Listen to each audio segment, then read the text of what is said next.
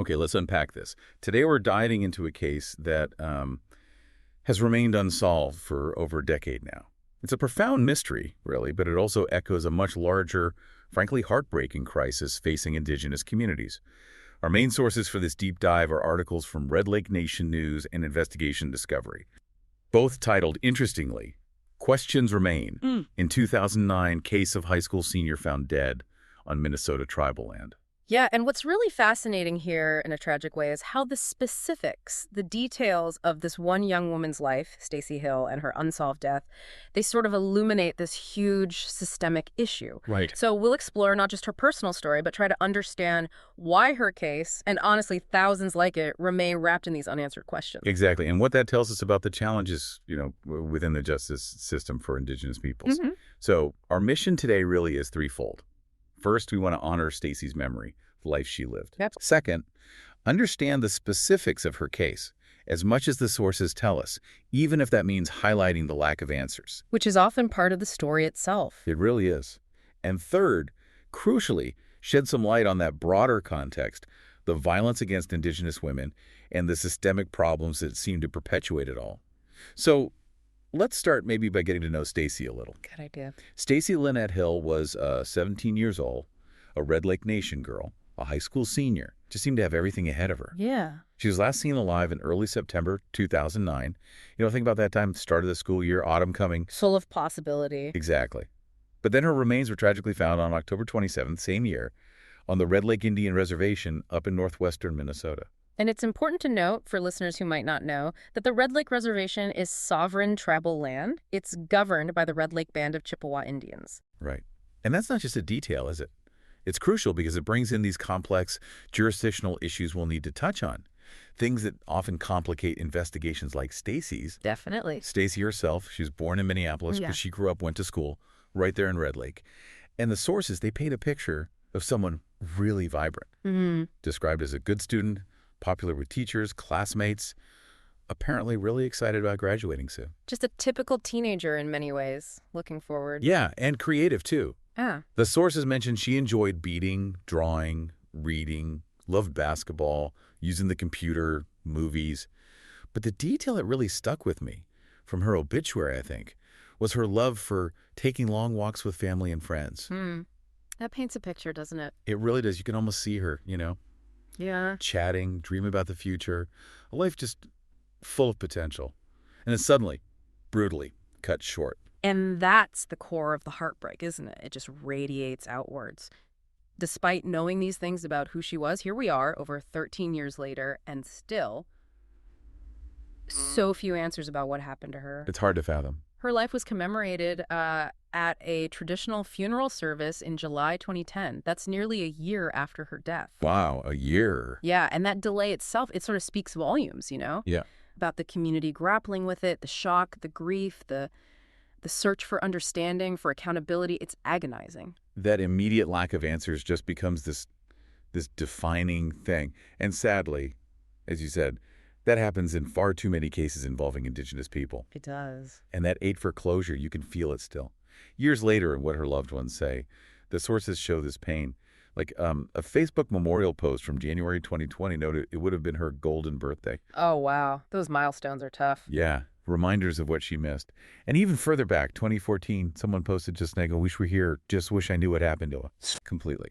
And maybe the most powerful quote comes from someone named Kay, and the reader comments on one of the articles. This was recent, December 2022. Kay wrote, and you can just feel it, "I really wish the police or somebody would have investigated further into when this happened.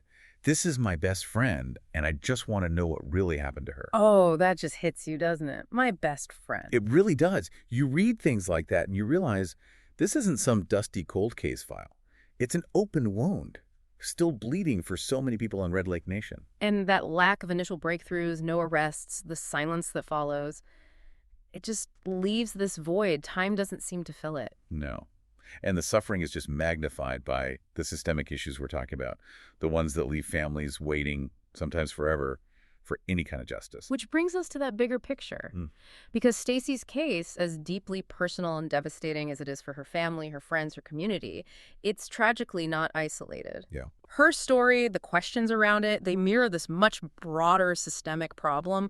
The sources are very clear. Native American communities, and Indigenous women especially, face assault, abduction, murder at rates just way higher than the national average.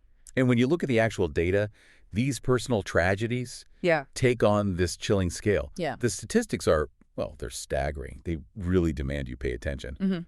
There was a 2016 National Institute of Justice study. It found that 84.3%, that's just, think about that, 84.3% of American Indian and Alaska Native women. That's 4 in 5 women. 4 in 5 will have experienced violence in their lifetime. That number just, it hangs there. It's almost unbelievable. And the study adds, over 56% have been victims of sexual violence. So more than half. More than half. And then there's the murder rate. This is where it gets incredibly sobering. The CDC, the Center for Disease Control and Prevention, they state that Native women living on reservations face a murder rate potentially 10 times the U.S. average. 10 times. It's shocking. 10 times. To put it another way, homicide is the third leading cause of death for Native women. These aren't just numbers on the page. They represent lives, families, whole communities affected, generation after generation, by a crisis that often just doesn't get the attention it deserves. Absolutely. And what these figures really underscore is just the sheer volume of these cases and the really complex issues underneath it all that lead to these stats and the lack of answers. Right. The Bureau of Indian Affairs, the BIA, they estimate there are currently well over 4,000 active missing and murdered cases involving Indigenous persons right now across the country. 4,000 active cases. Yeah. And many of them, like Stacy's, they stay unsolved because of what our sources point to, a critical lack of investigative resources. So what does that mean exactly, lack of resources? Well, it's not just about, say, not enough officers, though that's often true.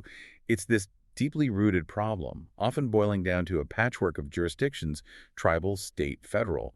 They overlap, but they're frequently under-resourced. A tangled web, you mean? Exactly. Imagine. A crime happens on tribal land. Okay, who investigates? Depending on the laws, like Public Law 280 in some states, it could be the state, the feds, the tribe, or some confusing mix. So cases can just fall through the cracks. Precisely. Delayed by bureaucracy, unclear authority, sometimes just neglect.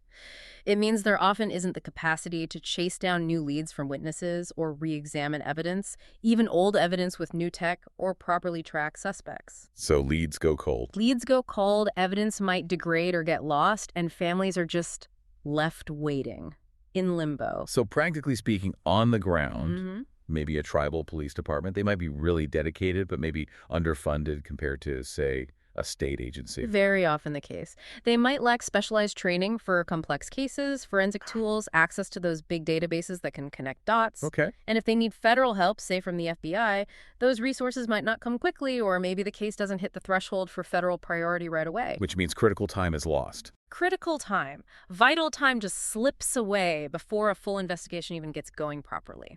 It's a system that, maybe not intentionally, but through neglect and complexity, allows these cases to just stagnate. And there's a history here, too, isn't there? Oh, absolutely. You can't ignore the historical context. Generations of Indigenous peoples facing systemic oppression, forced assimilation, broken treaties, a long history of violence, and, frankly, deep distrust with outside law enforcement. So people might be hesitant to come forward. Yeah. Victims, witnesses. Exactly. They might fear not being believed or facing more marginalization or just feeling like justice won't be served anyway based on past experiences. That makes sense. And add to that inconsistent data collection across all these different agencies, it means the real scale of the crisis, it's probably even worse than the horrifying stats we have. So cases might not even be properly documented. Right, making it harder to see patterns, allocate resources where they're needed most, and ultimately hold perpetrators accountable. It's this cycle. This cycle of underfunding, jurisdictional confusion, historical distrust, you can see how it would just crush communities. It does. It's not just the individual loss, which is immense. It's the erosion of trust in the very systems meant to protect people. It's generational trauma being perpetuated. It's this constant fear that maybe your loved ones are seen as less valuable, less deserving of justice. Yeah. The sources make it tragically clear. For far too long, Indigenous women have been almost invisible within the justice system, their stories untold, their calls for help often unheard. Mm-hmm. So, okay, what does all this mean for you listening? It means understanding that there are places to turn, avenues for support, for information, and that every little bit of information can actually make a huge difference. That's crucial. The Bureau of Indian Affairs has a missing and murdered unit. It exists specifically to help with these cases. If you or someone you know have any information about any missing or murdered Indigenous person, the sources give ways to contact them. You can text 847-411 or call 833-560-2065 or email ojsmm@baya.gov. And those aren't just numbers. They represent lifelines, potential lifelines for families desperate for answers. Right, critical tools. And just knowing they exist, sharing that information, helps amplify their reach. And it's vital to get why this unit matters so much. It relies on people coming forward, on community information, to piece together these incredibly complex cases. Knowing why they often go cold, the jurisdiction maze, the resource gaps, that history of distrust, it just highlights how important these dedicated resources are. Yeah. And why every single piece of credible information, no matter how small it seems, really needs to be shared. It's about giving some power back to those who've been disempowered for so long. So today, we've tried to honor Stacy Hill's memory, this bright, creative young woman whose unsolved case is just such a stark, painful reminder of this huge crisis facing Indigenous women across North America. We've looked at the devastating statistics, heard those calls from loved ones still seeking answers, seeking justice, and we started to unpack the complex, systemic failures that let this crisis continue. And you've heard those numbers. 4 out of 5 Indigenous women experiencing violence. Murder rates possibly 10 times the national average on reservations. Thousands of unsolved cases, often due to resource gaps, jurisdictional chaos, historical distrust. Yeah. So when we think about Stacy Hill's case, still largely unanswered after more than 13 years, it leaves us with a really important and unsettling question, doesn't it? Track. What is the real cost, the true cost of these investigative gaps, these systemic blind spots? Not just for the individual families going through unbearable grief, but for the trust, the sovereignty, the very fabric of entire Indigenous communities, and maybe what responsibility do we all have, in demanding the changes needed to finally bring justice and maybe some measure of healing?